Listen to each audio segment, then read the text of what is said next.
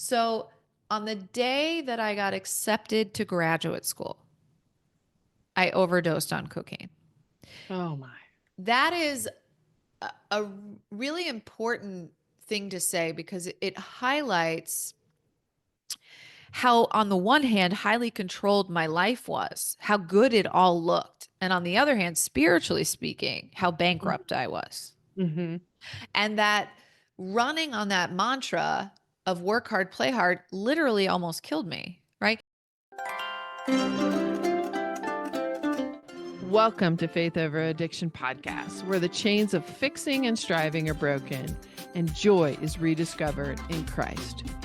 You are here because you know there's more for you, a life beyond addiction's chaos, rooted in God's peace and promises. This is the place where Christian women like you learn to release the weight of fixing and striving and instead lean into God's strength to create a home filled with love, grace, and hope. She is clothed with strength and dignity. Proverbs 31:25. That's you. You may not feel like it yet, but you are stronger than you know. And God has so much more for you than carrying someone else's addiction. Here, we'll uncover how to set healthy boundaries with love and a little humor. Find resilience and grace in the messy moments of life. Celebrate small victories and embrace joy like never before. Lean into God's promises for restoration and strength because He's not done with your story or your loved ones. This is your invitation to rise up, embrace your worth in God's kingdom, and take back what's been stolen by addiction: your peace, your joy, your future. Your faith is the foundation, and your boundaries are the bridge, and God's truth is your guide. I'm Tanya Gioia, your host and fellow traveler on this journey through the chaos of addiction. I'm here to cheer you on, equip you with tools that work, and share the truth that's changed my life. The joy of the Lord is your strength. Nehemiah 8:10. Together, we'll uncover how to create safe, loving space for healing, starting with your own heart and home.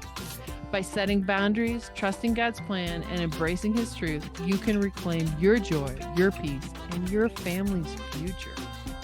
Then you will be able to stand firm for your family and legacy as a kingdom daughter, a woman who can laugh at the days to come, knowing her identity is secure in Christ.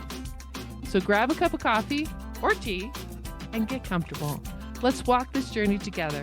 We're about to take back what's been stolen, create a safe, healing space for you and your family, and rediscover the joy God has waiting for you.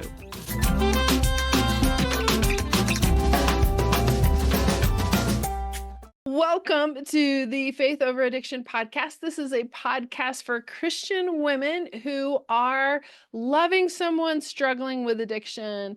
And we have Samantha Harte here, who is running the podcast called Truth About Addiction. Sometimes truth is hard to hear. Sometimes we need to hear it. So Samantha, I am really grateful that you're here. Tell us a little bit about your journey and how you got to where you are today. Oh, well, let's see. First of all, God willing, I will have 16 years sober Hey. next month on February 28th. That said, I come from a long line of addiction, mental illness, and emotional cycles of dysfunction. I would say the earliest addiction I ever picked up was self-abandonment and people pleasing. Mm-hmm. So to the listeners who love somebody who's sick and struggling, I am also you.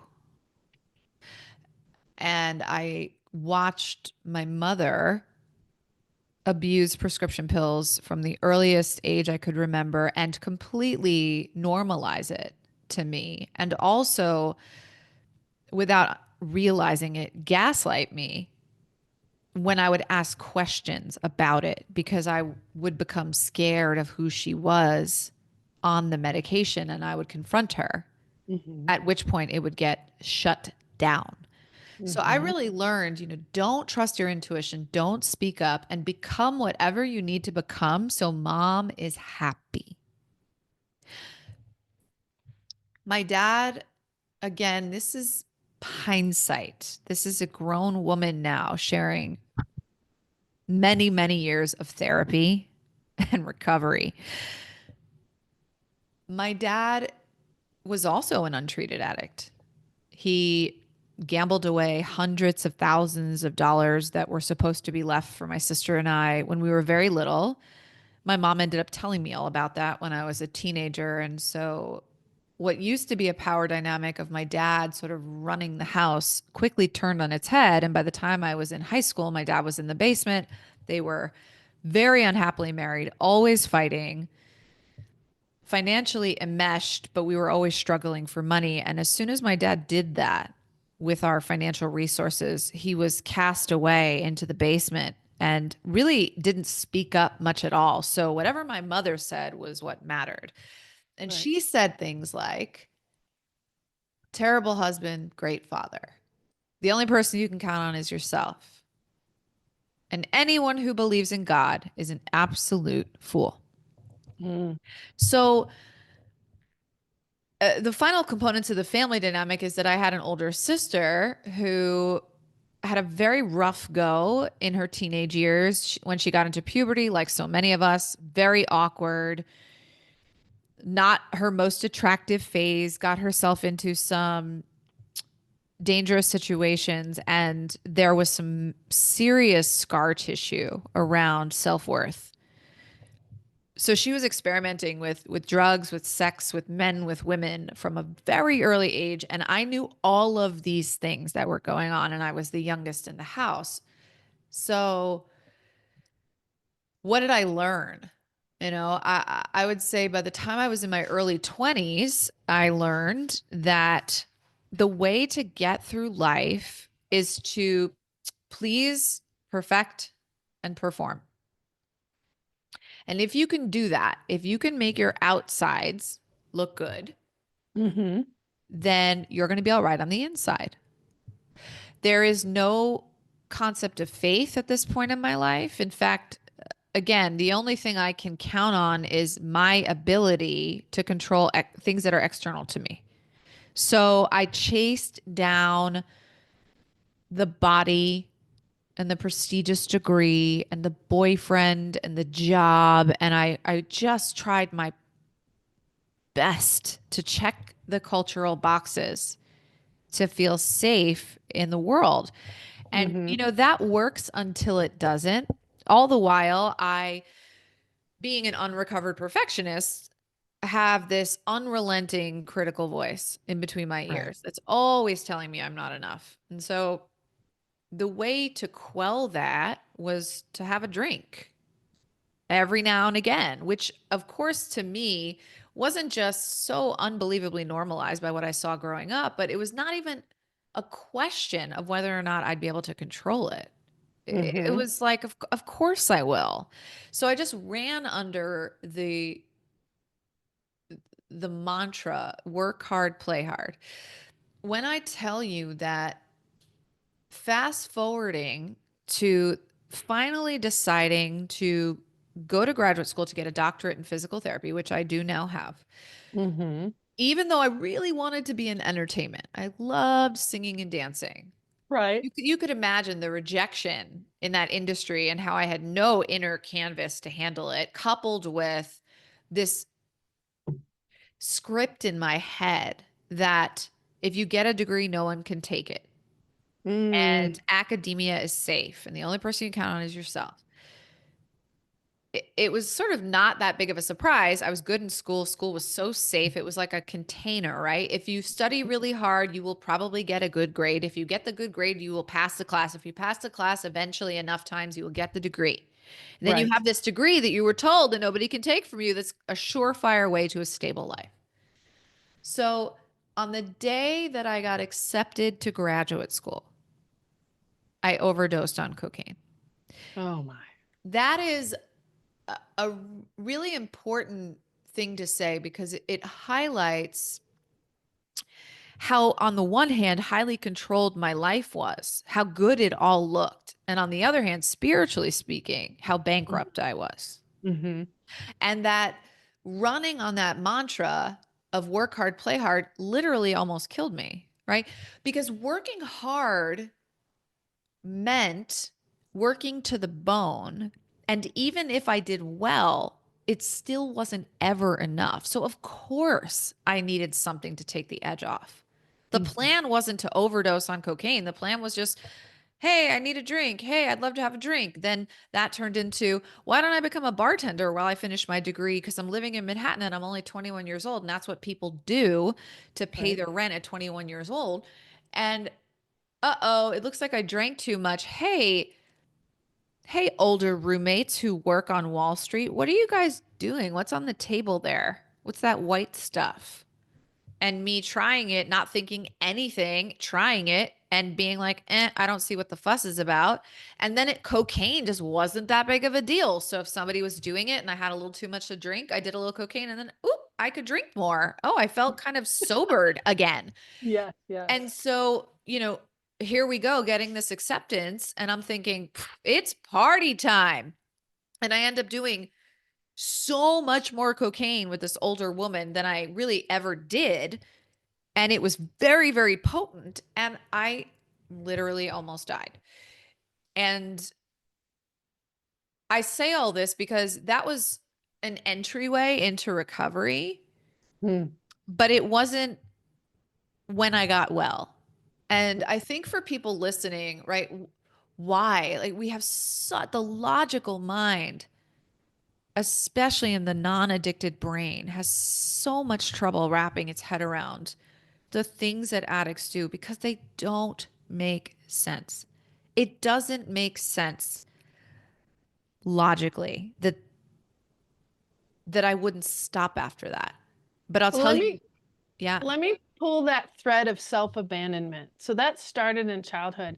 How does that thread walk through the prestigious degrees, the boyfriends, the cocaine, the self-sabotage, basically, as you're doing that? How do you see that? Oh God. I mean, that is one of my core wounds, right? And so now with almost 16 years sober, it is still the thing I am working through the most. So how does it show up? Great. I got a handle over my sobriety, which we'll get into because there is a difference between being physically sober and spiritually sober. Mm-hmm. Absolutely. But all these years later, I do now have a faith, a deep well of faith. And still, the place where I lose myself, the place where the younger parts of me are screaming to be loved and cared for, show up all the time. And they show up in the way of female friendships in my case, because my mother, having mental illness and a drug addiction, was never quite ever there. And Mm-hmm. then this bigger sister that I had, who went on to be an addict herself and who tried to get sober many times and never could maintain her sobriety, ended up dying of a drug overdose. When I tell you that my actual abandonment wounds are real, they've been going on since as early as I can remember, and they are perpetuated to this day from the great losses I have sustained. The way it shows up is I find a female friend who lights me up. Usually that means they're really fun, they're really smart. I can laugh with them like I would laugh with my sister, like a deep belly laughter. They get my humor. I can be super playful with them. It's like I'm getting high being around them. It's like I feel fully seen. And then I give and I give and I give because the through line is if I love you hard enough, maybe you won't leave me. If I work hard and play hard, life will be okay. And if I love you hard enough, you won't leave me. It ties Yes. it up with a bow. And here's the thing. I in my bones am a kind of person, no matter how great the betrayal, if there is room for repair after a rupture, I like to try to repair it. Mhm. I think that's very healing and very important spiritually. However, what I have learned with this codependency thing, with this overgiving at the expense of my own well-being, which is a habit I've been in since I was 4 years old, Mm-hmm. that which cannot be repaired must be mourned. And All here's right, let's talk through that, because grief, I think grief has been coming out as a theme. So you can't repair it. You're not necessarily walking away. How are you mourning? How are you grieving? the last female friendship that I thought would last forever Mm-hmm. that blew up in my face because turns out no matter how much I gave and gave and gave, it still wasn't quite enough. And then sure enough, I become anxiously attached and Mm-hmm. the other person becomes avoidant. Yes, of Okay. course. And then here it is. This thing I think will last forever is now gone. And it zaps everything into perspective. I finally get pulled out of these decade-long patterns of overly giving at the expense of my own needs. And I think, oh my God, I keep hoping that these women are going to be the women that don't ever leave, like my mom and sister did. Mm-hmm. If only I could just rewrite the story of my life around these two characters with these other people here. If I could pedestal these people so high that they'll never fall down and I'll never get hurt again, then I'll be okay. When the truth is, I can't change that my mother is a prescription pill abuser and never got healed, that my mother has an untreated eating disorder and an untreated mental illness that she refuses to do anything about. I can't repair that. I cannot repair the mom I didn't get and that I deserved. I cannot bring my sister back from the dead and get her sober. I can't do it, but I'm trying with these women. And if I keep trying, I'm going to keep falling and hurting. Mm-hmm. Instead, what I need to do is lean into the parts of me that are activated when I Mm-hmm. want these people to give me these things that I didn't get. And I need to douse myself with love and let my body cry Mm-hmm.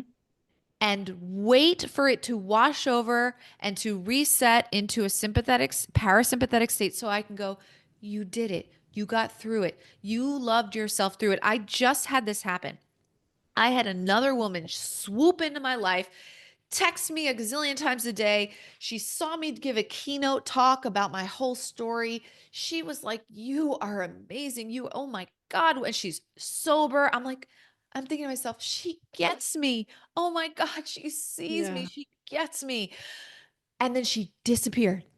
And so it happened all over again. But this time I took it as a spiritual test. And I thought, okay, you can do what you've always done. Or you can let the little parts of you that are so flared up right now, that are getting activated about your mom and sister, you can let them kick and scream and tantrum and then show up for them and let this all subside so that the right friendships can come in front of you that you actually want, that will be stable and sturdy and reciprocal. And so, as I felt myself kicking and screaming in those next several days after that, everything I wanted to say to her, just like we want to do with the addict, we want to Mm-hmm. tell them, we want to convince them, we want to make sure, we want to scream and cry. That is our own powerlessness. That is our own grief. And we are diverting from treating that by putting our attention on them who we cannot control. And so what I did was I put my hand on my Now, heart. wait. Come back. I want you to say that again. We're diverting, doing what? What are we diverting? We are deflecting our attention away from ourself and onto the other person because it seems like if we could figure something out and just control them, we would be okay. When in fact, the work is to switch the focus entirely on yourself, which would require you to feel the disgusting, painful feelings that are going on inside of you and to soothe and to find your way forward in the uncertainty. That Mm-hmm. is where the actual work is. And it would require you to sit with it, which you were getting ready to go into, instead of forcing it over, and anger feels more powerful, and using that person as a trash can, right? We're using that person as a trash can and saying, if you could just get your life together, I would be okay. But you are saying one of the most powerful things. How do I love those parts of me? So how did you end up sitting with it? When I was driving and I could feel 4-year-old, 8-year-old, 12-year-old, 16-year-old Sam rising up, Mm-hmm. getting ready to just tell this girl what I wanted her to know. Or another version of that is everything okay? Did I do something to upset you? Mm-hmm. Total Mm-hmm. default when you're an People anxiously pleaser. attached person, Yeah. right? Yep. Yep. She Yep. wanted to do all of those things. And I remembered thinking to myself, how unbelievably seen I felt in one of my conversations with this new friend. And I put my hand on my heart and I said, Samantha, I see you. I see you. It was like grown up 42-year-old on this healing journey, Samantha, literally reparented all those little parts of Samantha that want to control, that want to jump over the grief, that want to make sense of, that want to Mm-hmm. fix and save, because to my nervous system, even though it's chaotic, it's so unbelievably familiar. And it's how I derived worthiness for so long. No, the buck stops now, or I'm going to live my whole life this way, Mm-hmm. exhausted and constantly disappointed, never ever actually having my needs met by a person who is capable of meeting them. And that's what I did. And you know what? I didn't reach out to her and I didn't say anything mean or that I regret. And Mm-hmm. I felt better. It took several days of not acting on impulse. This is years and years later, everyone Right. listening. This is all this spiritual stuff. Everything that requires faith is practice. And there is a saying in recovery, faith without works is dead. Mm-hmm. So we can pray and pray and pray, and we can say we are connected to something divine or greater than ourselves. When push comes to shove, what are the practices that you are implementing Mm-hmm. Mm-hmm. to try to have certainty beyond logic? And for me in that moment, that was the practice, and it really worked. And I'll Okay, tell you, so let's label out the practice. The practice is you took to yourself and treated yourself in the way that you wanted to be treated by somebody else, and said, you are seen, you are heard. Was part of that, you are enough to be seen and heard, and I see and hear you, and that is enough? Was that part of that feeling? I think that's a great question. And I need to say this because at the cornerstone of my spiritual journey, what literally saved my life, and I'm talking about 11 years ago in a marital crisis when I was bankrupt spiritually and physically sober, but miserable. Mm. I worked the 12 steps. And if you're listening and you love an addict, having a set of spiritual tools is crucial because the sick brain can't cure the sick brain. Your Mm-hmm. brain has to get rerouted, has to have new tools in the face of the pain that you're confronting. And so for me, the marital crisis was a circuit breaker where every pattern I was in of controlling the outside world stopped working. And I didn't want to die, but I couldn't go on living the way I was living. I did the 12 steps. I did them around my marriage. Mm. I did them in a very, so if instead of it being, I'm powerless over drugs or alcohol, right? In my case, I needed to do more of an Al-Anon approach. I'm powerless over my husband, who, by the way, wasn't an addict. So we weren't dealing with addiction at this point. I Right. was the one that was begging and pleading him to go and get help and forgive me for what had happened between us. I was like the sick Al-Anon trying to control him, but I used the steps regardless. And Mm-hmm. when we got to the ninth step, This woman I worked with said, have you ever made an amends to yourself? I told you guys at the beginning of this, I was an unrecovered perfectionist, and the voice inside my head was loud and constant. No, I had never made an amends to myself. In fact, 5 years into sobriety, I had only ever made amends to other people. Why does this matter?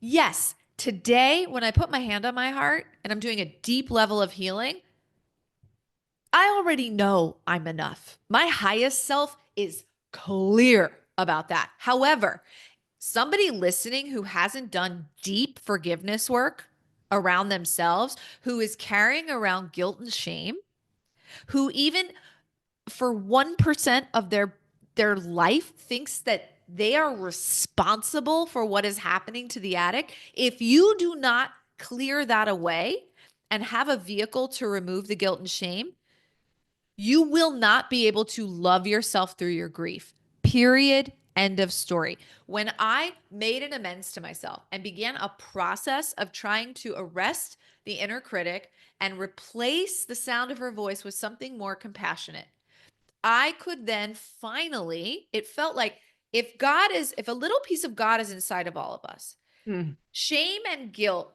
are the most corrosive thing that blocks that light from coming in. Absolutely. Shaming other people and shaming ourselves. Yes. And I now had a vehicle to remove the shame that was Mhm. on top of God's purpose for me in my life, so I could finally hear it. I could finally hear the whisper of my intuition, but only after I had a way and I practiced again and again and again so that the critic was not sitting in the seat of CEO of my life, because up until that point, she was. Let Now, me pitch let me yes. pitch something to you. This has come to me in the last 6 months. We can hide out in shame equally as well as we hide out in any substance, video game, relations, sex, anything like that. Shame, you just said it earlier, shame can be as addictive because it keeps us inactive.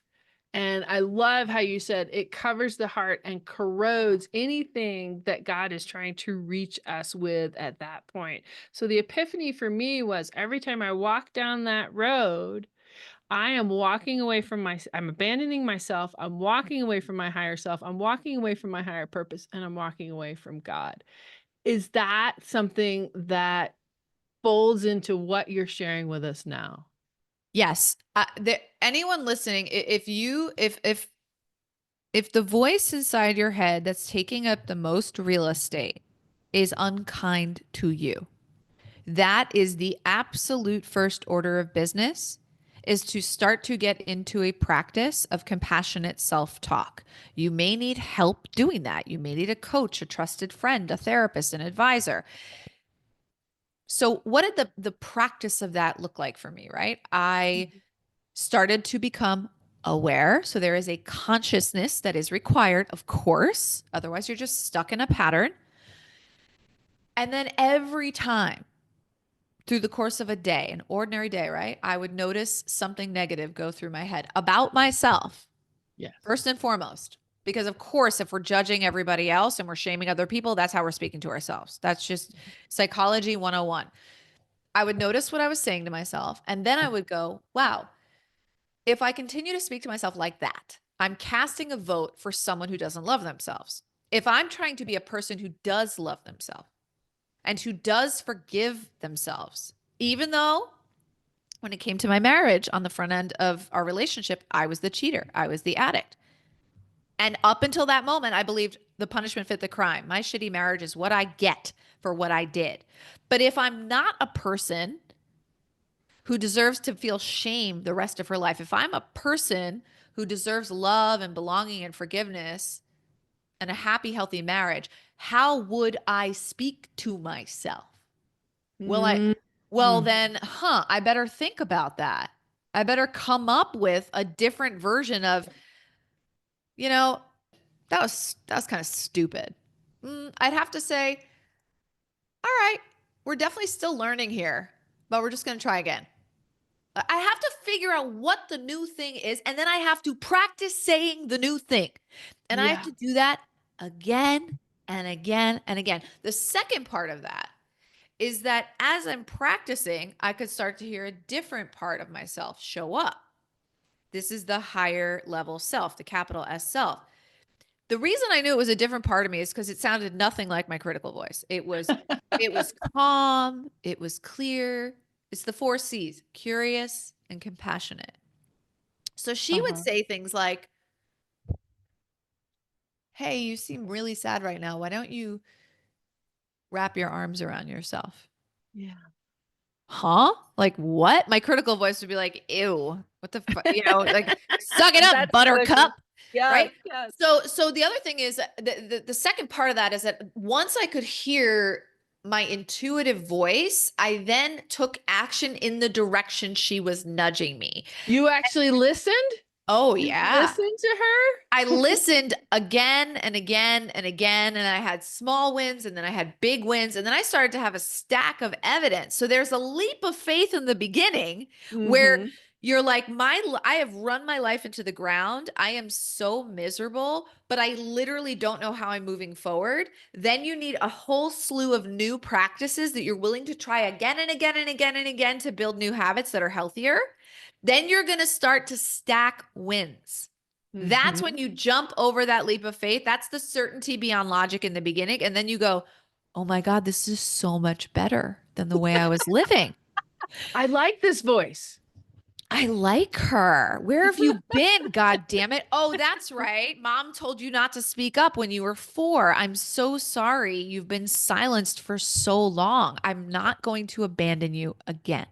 I am not Mm. going to let shame silence you ever again, which means no matter what mistake I make going forward, I am not the sum of my mistakes.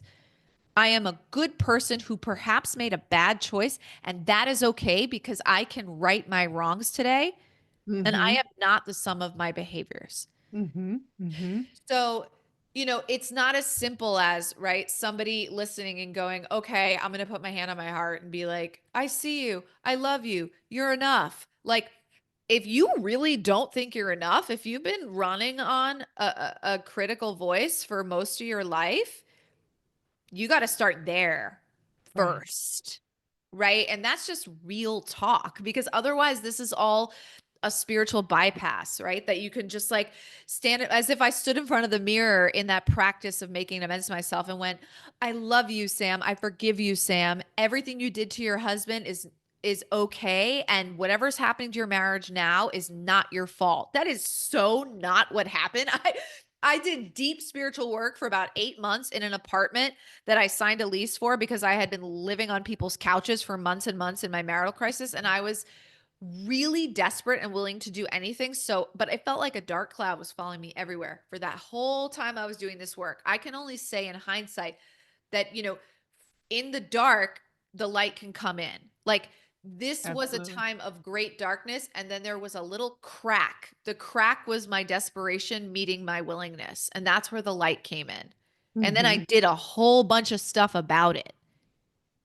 Right. So, real brain retraining requires consistent practice of new behavior. And there is research study after research study to support this. I mean, I have a book out in the world that is about a modern version of the 12 steps because that is ultimately what saved my life, and I believe it's not just something for the person who is an addict who doesn't resonate with the 12 steps or who loves an addict and doesn't want to go into the program. And it's not my problem, it's their problem. They're the ones causing all this trouble. Right. It's for everyone. It's for people Mhm. who are suffering, who need a spiritual blueprint for how to get through life's hardest things.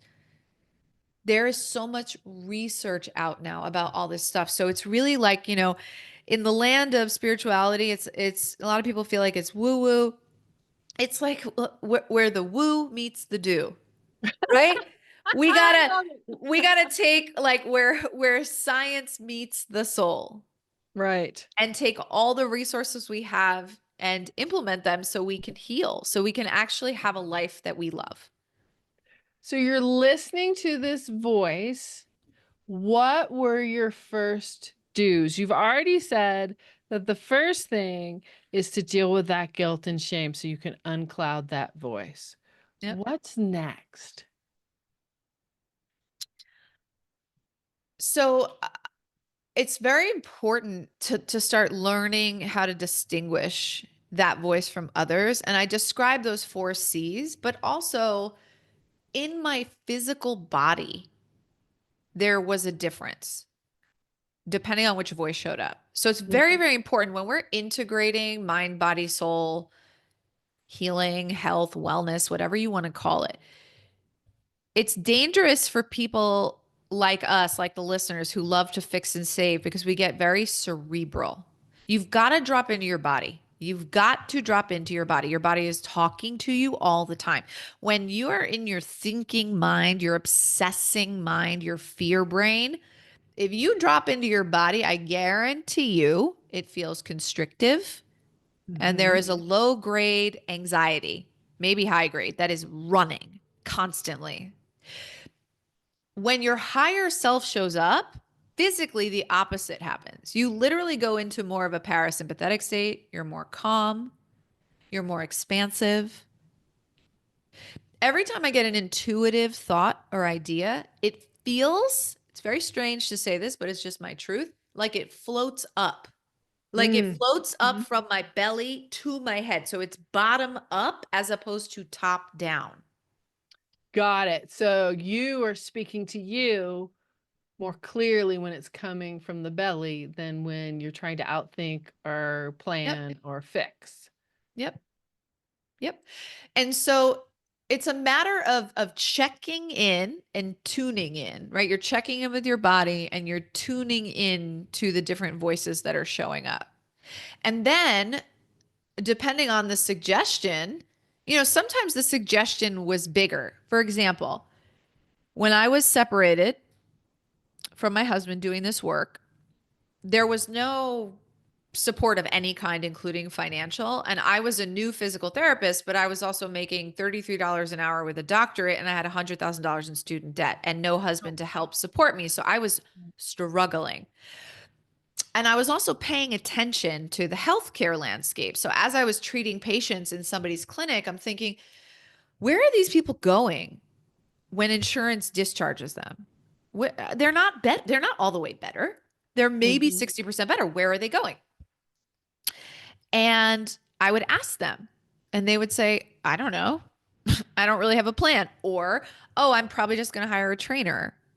And Mhm. so I thought, well, shouldn't we be the ones doing that? And so, despite my efforts to incentivize my clinical director to start this extension of care, fitness, and wellness division, she wasn't very interested. I was desperate. And I started saying to these patients, do you want me to come to your house once a week and train you? And And this was a bottom up, right? This wasn't a top oh, down. yeah, this This was was a, something that said, "Hey, they need help and I have the skills to help them.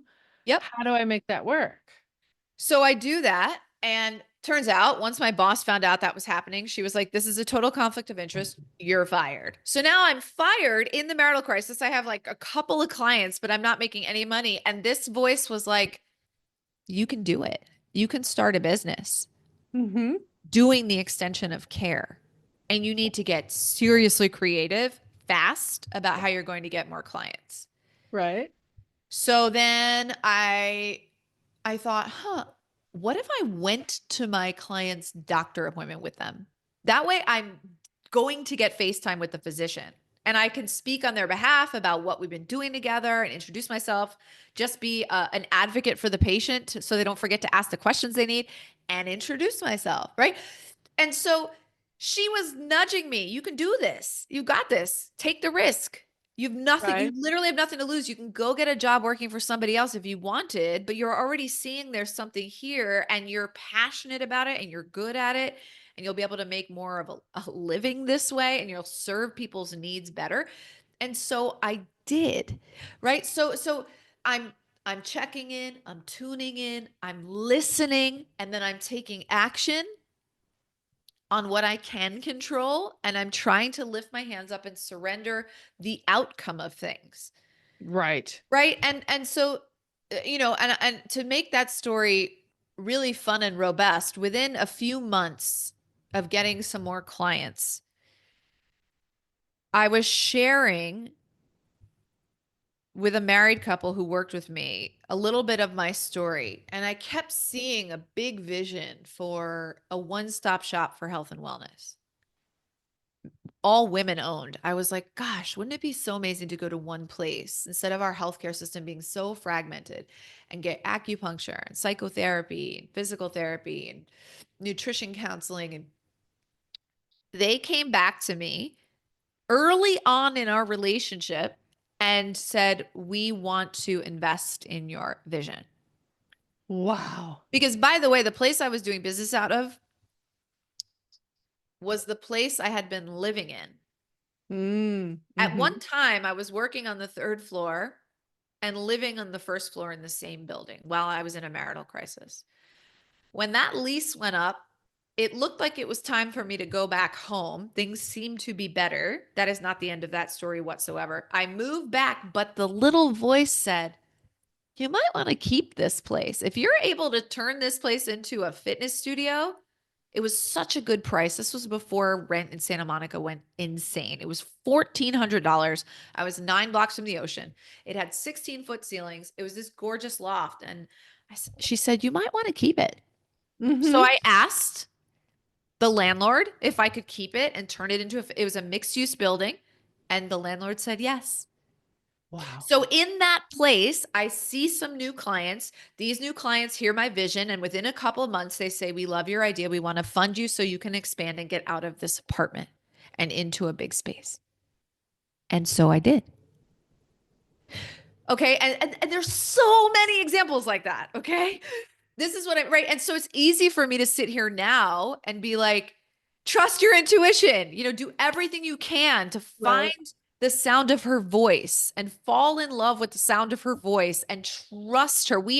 As women, we are taught to stop trusting ourselves. We are literally taught from the gate. I don't care what trauma you came from, to serve others at the expense of ourselves. It is so dangerous to be in a perpetual state of self-betrayal. The greatest thing you could ever do for yourself, your children, your family, the addict that you love who is still sick, is never, ever abandon yourself ever again. When people ask me, what am I trying to do as a mother with my children? When I think about what my whole life story up until this moment has been reduced down to, it is learning to trust myself again. Every good thing that has happened to me in recovery has been a result of me learning to trust myself in direct communion with God, the universe, my intellect, all those things lined up. So it's one clear, beautiful channel of light going in and back out.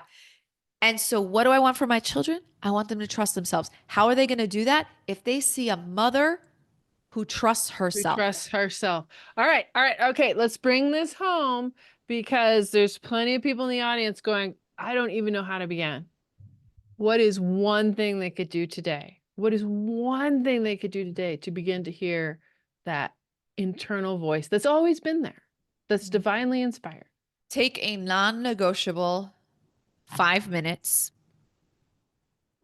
anywhere that you can. And if it can't be in your house, do it in your car with no music and be with yourself.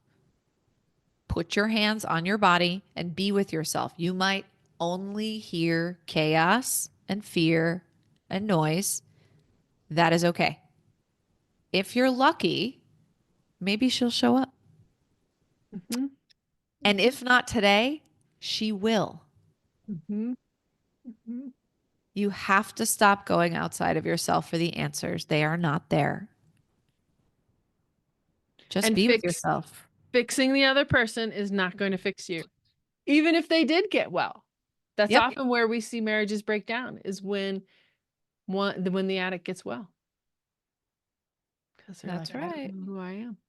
So wind us up here, Samantha. What is it you do now? How do you help women now? What does your studio look like now? I coach women all over the world, which is amazing that not only did the pandemic show me with the physical body that I can work virtually, but spiritually, you can coach people anywhere, which is incredible. And because I have this book out with this more modern trauma informed version of the 12 steps, it doesn't matter what the pain point is. Somebody's addiction could be people pleasing, othering Absolutely. themselves to death, right? And we work through those 12 steps around whatever the pain point is. I love to do it in conjunction with movement to the physical body, not just because it's an area of expertise, but because of what we know about the benefits of healthy movement on our mind.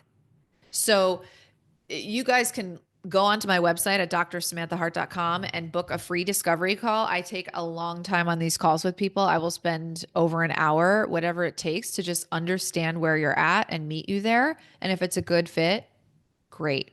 What's amazing is that it's a science-backed approach to the mind and body, but I meet you with every single lived experience I've been through. And boy, have there been a lot, way more than what we covered on this interview.